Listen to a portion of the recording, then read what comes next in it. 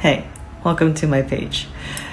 My thing is liberatory work, collective liberation, trying to make the world a better place. And I also want to help people have more fun in dating, have the life and the relationships that they want. There's an intersection there. And I'm going to tell you the overarching strategy. If we're on the same page as yes, you deserve to have the love that you want, and yes, we all deserve to be free, and we're working towards both, how do we do that? So there's a line from a poem and a song that goes, "The revolution will not be televised." And that's regarding the revolution that needs to happen in your mind and in your heart. Because the way that any of this happens, the way that we could effectively change the world is by first being what we want to see out in the world. We cannot change other people. We cannot change our external world. We can only control ourselves. So we must be what we want to see in the world in order to influence the world. We can't try to force other people to change if we haven't changed ourselves.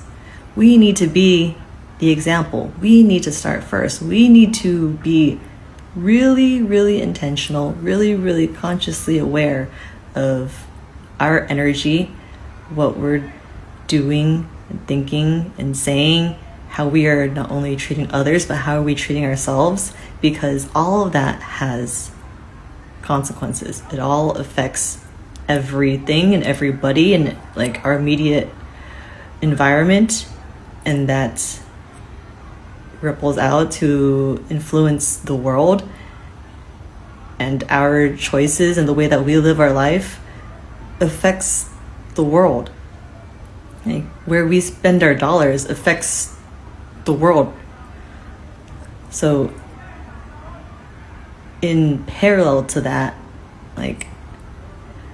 the way that we are and how we live,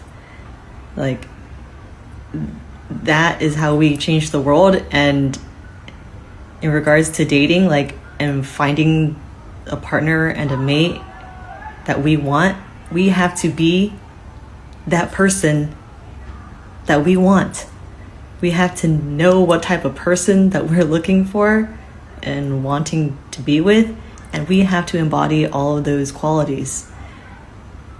All the feelings that we want another person to provide for us, we need to be able to provide those feelings for everybody, not just for your romantic partner. We need to be able to know how to provide those feelings and create that feeling for everybody, and be able to embody those feelings that we feel like we want other people to give us. That's the strategy. And I will go into more detail how we do that, but that's really the core of it. We need to be the way that we want. We need to be aware that we don't get what we haven't created for ourselves yet. It's just a matter of attracts like. It's that law of attraction. So the strategy is being the change that you want to see in the world. That's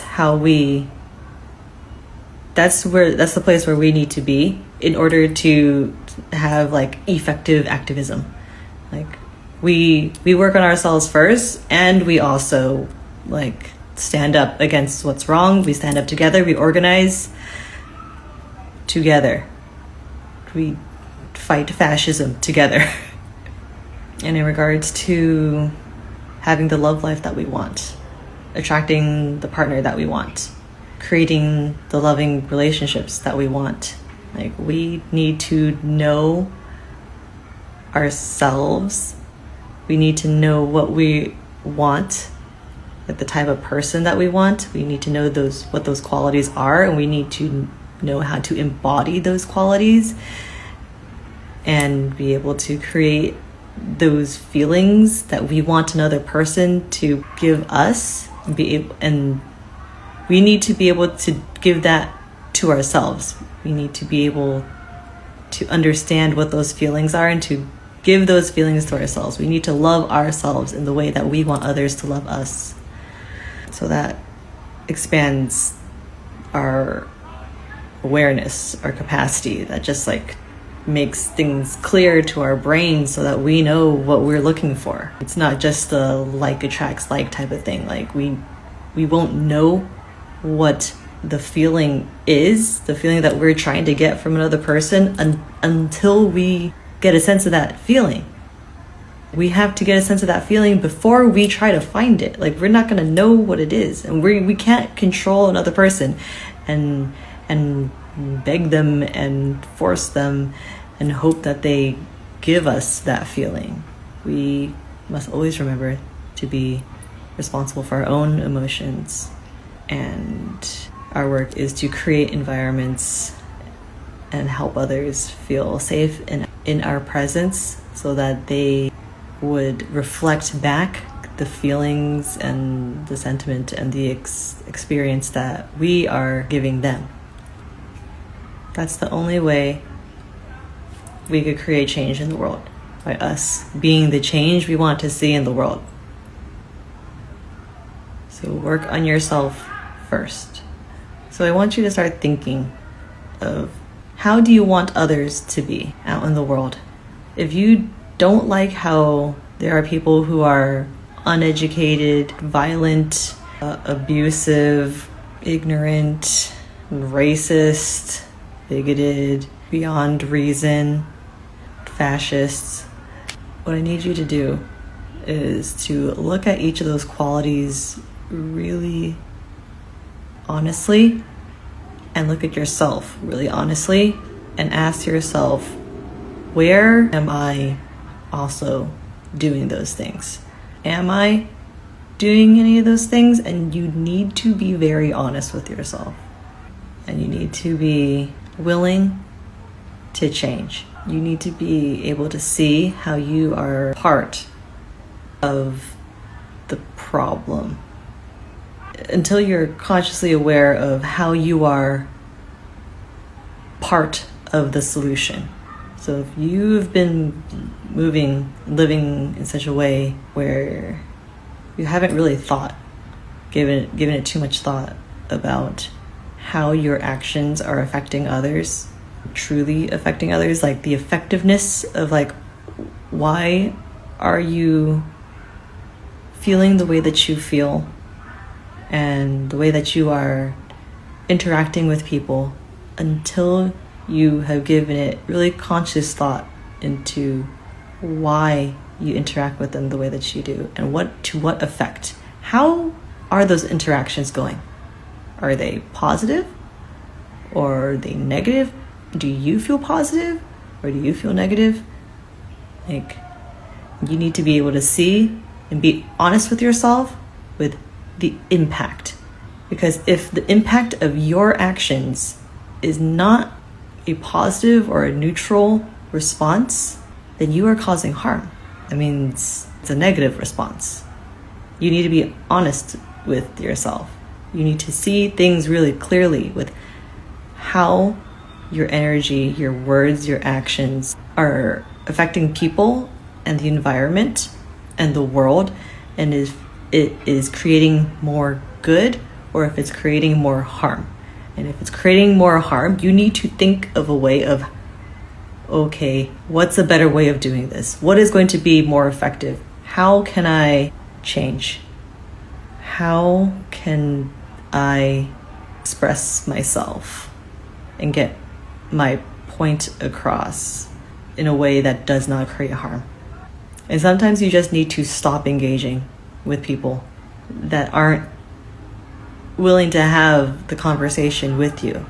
Like that feeling of frustration and disdain when you are trying to talk to somebody that you already don't like because you've already seen or experienced or are assuming that they have a certain opinion that's different than yours, and you've already assumed that they won't change or they have not changed yet, and you talking to them in such a way where you're already upset at them because you don't feel like they're going to listen, or you're already frustrated because they've never listened and they haven't been listening up until this point.